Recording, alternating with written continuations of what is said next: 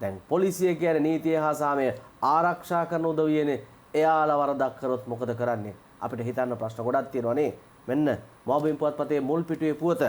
ගිනි අවියක් පිට කිරීමේ සිද්ධියකට කළුතර මූලස්ථාන පොලිස් පරීක්ෂක සොයා මෙහෙයුමක්. මේ කීර්ති මෙන්ඩිස්ගේ වාර්තාවක්. නඩු බහඬ වශයෙන් පොලිස් භාරයේ තිබුණු ඇමරිකාවේ නිෂ්පාදිත බොර 12 වර්ගයේ ගිනි අවියක් සිය මිතුරෙකුට ලබා දීම සම්බන්ධයෙන් විමර්ශනයකට අදාළව කළුතර හිටපු මූලස්ථාන පොලිස් පරීක්ෂකවරයා සොයා විමර්ශන නිලධාරීන් ඊයේ දහවල් ඔහු පදිංචි හඳපාන්ගොඩ නිවසට ගිහිල්ලා තිනවා. ඒත් එයා ඒ නිවසේ හිටියේ නැහැ කියලායි වාර්තා වන්නේ.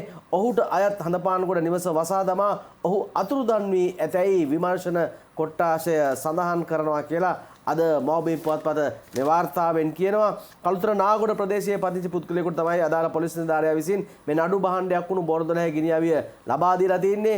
එය මීට සති දෙකකට පෙර අත්අඩංගුවටගෙන අධිකරණ ඉදිරිපත් කිරීමෙන් පසු වැඩිදුර ආරක්ෂාව සඳහා කළුතර දකුණ පොලිසියේ අවිගබඩාවේ තැන්පත් කර තිබුණා කියලත් ඔන්න වාර්තා වෙනවා. මේ කළුතර මූලස්ථාන පොලිස් පරීක්ෂකවරයාගේ හපන්කමක් ගැන කතාවක්. ඒ හපන්කම ඇයි එයා කළේ කියලා ඉක්මනින්ම අනාවරණ කරගන්නේ මේ විමර්ශනත් ක්‍රියාත්මක වෙනවා.